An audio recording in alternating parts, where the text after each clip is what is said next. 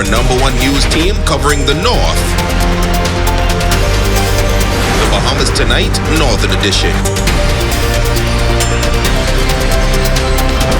It's been just over 2 months since the passing of Hurricane Dorian, and the stories of survivors continue to pour in. Tonight, we hear one man, along with a family member, how they fought for his life, or their life rather, during the storm, but were also the victim of heartless thieves shortly after.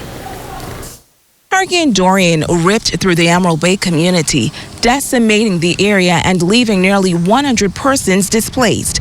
For Melvin Cooper, he says this is a storm that he'll never forget. Cooper lived in the Emerald Bay community with his family for over 15 years.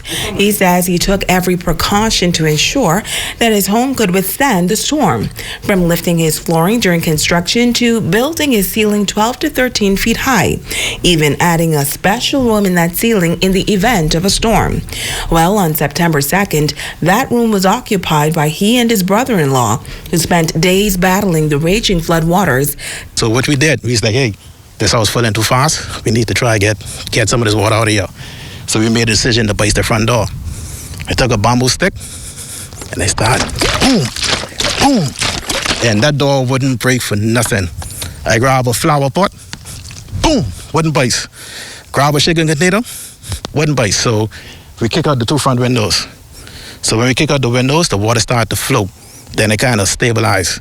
So I was like, hey, bro, let's get some food, let's get some water, let's get some snacks, let's get what we need, let's go upstairs. Cooper says he went upstairs and waited for a while, but his mind was on his neighbor. He made several attempts to check on him. When I went to swim across, this wave hit me like a brick. Bye. So I was like, you know what, this ain't gonna work. So he pulled me back in to put the rope. So we went back upstairs, and a few minutes later, Barry I just didn't feel good about it. So a few minutes later, I said, DB, let's try again. So we came back outside. I said, Daniel, you try this time. So he did the same thing, got to the edge of the roof. When he went to go across, this gush of wind, pick him up with the water. And he was almost skiing on the water. And it just so happened, when you see the telephone line on the ground, he grabbed the telephone line and he hold on to it. And when he grabbed the telephone line, that's when I pulled him back to me. But then they had to make the decision to save themselves by making a hole in the main ceiling. They stayed there for 2 days, and he notes that the water came as high as that ceiling. His family lost everything, but he was glad that his wife and children who evacuated were safe. But get this, just 1 week after the storm would have passed, they were greeted by a couple who tried to take the little they had left. Trying to find out from you if I could give you something for the feeder. It ain't look like you trying to give me that on that just now. Well, I was checking back to see where you all had gone. If you had noticed when you had pulled out through the corner up front here, I circled back. Oh boy, listen to me. When you passed just now, if you had stopped, listen, bro, can I have the fertilizer spreader to get that to you? One day my wife and I, we were cleaning out, and this guy stopped, him and his female companion, they stopped and, they talked to my wife, hey, how you guys doing? My condolences and whatever, and they, we left. So they went that way, and my wife and I was going towards the bridge. And just as we get to the bridge, I saw a vehicle. I was like, hey, Tommy, that probably might be Nemo. Let's go back, double check just to see if they're in the neighborhood doing a assessment or whatever.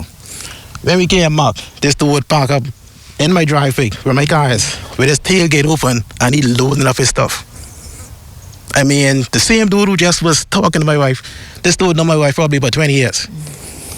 Same dude, loading up the vehicle. So, I recorded and we had some words, and, we thinking it's the dope heads and the Joneses and the crackheads who looting and stealing our area, but it's professional people. This guy driving a nice Cadillac Jeep, well-dressed, well-groomed dude. So that was like a shock to me. I was like, dude, you don't have to do this. You driving a Cadillac Jeep, you could buy 10 of these. Come on. I said, if you had asked me for that, I would give you that. I would give it to you. I mean, I got no use for fertilizer spreader. Come on, what I can do with that? I'll give that to you. So, he took it. Man, I took it out of his car and he left.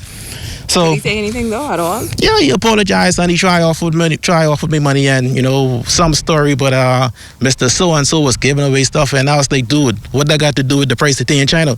You in my driveway putting my stuff in your car. What that got to do with people giving away stuff? But that's not all. His vehicle, a black and gold Ford F-150, was parked in front of his yard during the storm, and that was also stolen. Pull up, you know, and when I go on to leave, I get to see Terry thing I'm signing. So I was like, dude, where's my truck? You know what I mean? So I call my old man because me and them talk about the truck. I say, hey, Pops, you got my truck? He say, no, boy, I would call you if I moved that.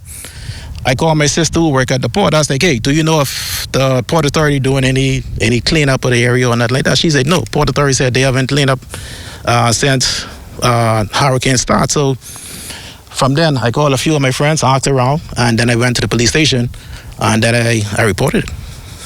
How does this make you feel, though, to know that after all, I mean, this island has been through, people are still trying to take advantage of the persons who are vulnerable at this time? Well, I figure after this hurricane, I thought this would humble us and soften our heart, but I think this bring out the worst in some people. I mean, this just showed me how cruel and insensitive some people could be. I mean, almost every house in this neighborhood probably already got looted. Give you a joke.